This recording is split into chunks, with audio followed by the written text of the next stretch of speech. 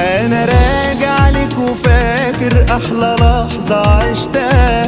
دي حياتي علمتني ما سيبش حاجة ملكتها، وهعيش اللحظة دي ما يهمنيش ايه بعدها. هقول لك ايه راجع بشوق الدنيا ليك. انا راجع لك وفاكر احلى لحظة عشتها. دي حياتي علمتني ما سيبش حاجة ملكتها، وهعيش اللحظة دي ما يهمنيش ايه بعدها. هقول لك ايه راجع بشوق